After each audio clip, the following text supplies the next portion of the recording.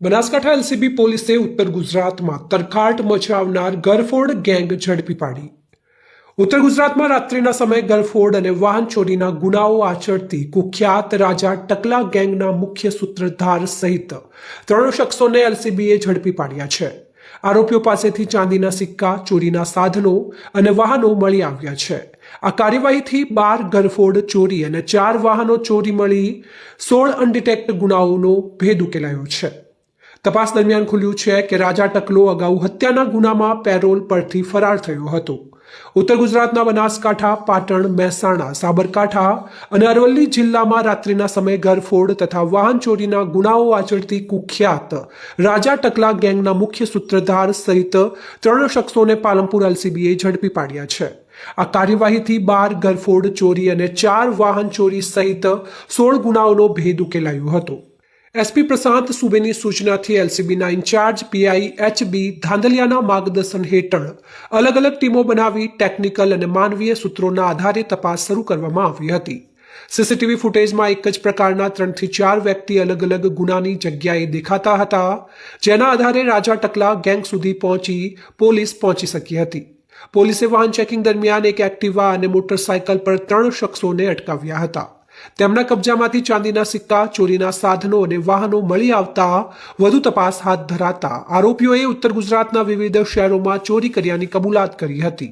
પોલીસે આરોપીઓ પાસેથી રૂપિયા 1.19 લાખનો મુદ્દામાલ કબજે કરી કાયદેસરની કાર્યવાહી હાથ ધરી હતી. 3 આરોપીના ગુનાહિત ઇતિહાસ. પાલનપુર એલસીબી પોલીસે પકડેલ આરોપીમાં રાજા ટકલો કેવટ સામે 16, અનિલ પુરબિયા સામે 7 અને રાહુલ અહારી સામે 5 ગુનાઓ નોંધાયેલા છે, જેમાં મુખ્ય આરોપી રાજા ટકલો અગાઉ હત્યાના કેસમાં પેરોલ પરથી ફરાર હોવાનું પણ બહાર આવ્યું હતું. પકડાયેલા આરોપી અનિલ ઉર્ફે કાળિયો પુરબિયા સુરેન્દ્રનગર, રાજા ઉર્ફે ટકલો મુન્નાભાઈ કેવટ બિહાર પેરોલ જમ્પર, પિન્ટુ ઉર્ફે રાહુલ અહારી રાજસ્થાન. નમસ્કાર, હું પ્રશાંત સુંબે, પોલીસ અધિક્ષક બનાસકાંઠા. બનાસકાંઠા જિલ્લામાં બનતા પ્રોપર્ટી ઓફેન્સના જુદા જુદા જે બનાવ છે, ઘરફોડ હોય, વાહન ચોરી હોય અથવા અન્ય ચોરી હોય, તે પ્રોપર્ટી ઓફેન્સના બનાવને શોધી કાઢવા માટે એલસીબીની જુદી જુદી ટીમે કામમાં હતી અને છેલ્લા 1 મહિનાથી આ કામગીરી શરૂ હતી. આ કામગીરી દરમિયાન જે બનાસકાંઠા જિલ્લામાં ઘરફોડના અથવા ચોરીના બનાવ બનેલ છે તે અનુસંધાને 500થી વધુ સીસીટીવી કેમેરા ચેક કરીને ઘરફોડ ચોરીનો અને ચોરીને બનાવ કરનાર, ચોરી કરનાર એક ગેંગને પકડવામાં આવેલ છે. આ ગેંગના જે પ્રમુખ છે તે રાજા ટકલા નામના એક આરોપી છે, જેના નામથી આ ગેંગ ઓળખવામાં આવે છે. જે મુખ્ય આરોપી છે, જે રાજા ટકલા છે, આ મૂળ વતની બિહારના છે, અમદાવાદમાં મજૂરી કરે છે.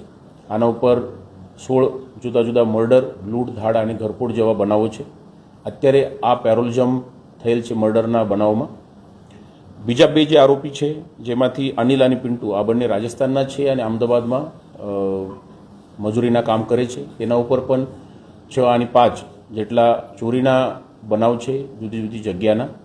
અત્યારે તેઓને પકડવા પછી જે ડિટેક્શન થયેલ છે તેમાં અલગ અલગ જગ્યા ઉપર તેઓ દ્વારા કરવામાં આવેલ 12 જેટલી ઘરફોડ અને 4 જેટલી વાહન ચોરીના બનાવ ડિટેક્ટ થવા પામેલ છે.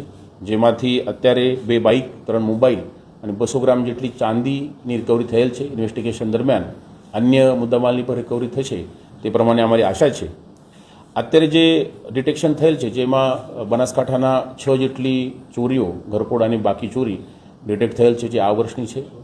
આના સિવાય મહેસાણા, પાટણ, સાબરકાંઠા, અરવલ્લી જેવા જિલ્લાઓની પણ ચોરી ડિટેક્ટ થયેલ છે. આ જે લોકો છે આની એમો આ પ્રમાણે હતી કે જે જગ્યા ઉપર તેઓને ચોરી કરવાની છે તે ગામમાં, તે શહેરમાં આ લોકો પબ્લિક ટ્રાન્સપોર્ટના માધ્યમથી આવતા હતા. બસ હોઈ શકે છે, ઇકો હોઈ શકે છે. અને તે જગ્યા ઉપર આવ્યા પછી એક બે બાઇકની ચોરી કરતા હતા. તે બાઇક ઉપર ગામમાં નાઇટ સમય દરમિયાન ફરતા વખતે જે કોઈ કમર્શિયલ કોમ્પ્લેક્સ તેઓને મળે જેમાંથી વધુમાં વધુ કેશ મળી શકે છે, તે કમર્શિયલ કોમ્પ્લેક્સમાં દુકાનોમાં ઘરફોડ કરીને કેશની ચોરી કરતા હતા અને તેના સાથે કોઈ જ્વેલરી મળે તેની પણ ચોરી થતી હતી. અને ચોરી થયા પછી હાઉસ બ્રેકિંગ થયા પછી તે બાઇકને ત્યાં જ જગ્યા છોડીને તે જતા હતા. તો આ પ્રમાણે તેઓની યમો હતી. અત્યારે ત્રણેક આરોપીઓની અરેસ્ટ કરવામાં આવેલ છે. પૂછપરછ શરૂ છે. એલસીબી અને LCB PI, LCB incharge PI દ્વારા જે કામગીરી કરવામાં આવેલ છે તે દ્વારા આ મોટી ઘરફોડ કરનાર ગેંગને પકડવામાં આવેલ છે અને આવનાર સમયમાં તેઓ પાસેથી અન્ય પણ કોઈ ઇન્વેસ્ટિગેશન દરમિયાન ચોરી બાબતની વિગત મળે તો આપને જણાવવામાં આવશે. અત્યારે આના સિવાય એક આરોપીની સંડોવણી છે, પરંતુ તેઓને અત્યાર સુધી પકડવામાં આવેલ નથી. પરંતુ આવનાર સમયમાં ઇન્વેસ્ટિગેશન દરમિયાન આ આરોપી અથવા અન્ય આરોપી પણ કોઈ ખુલે તો તેઓની ધરપકડ કરવામાં આવશે.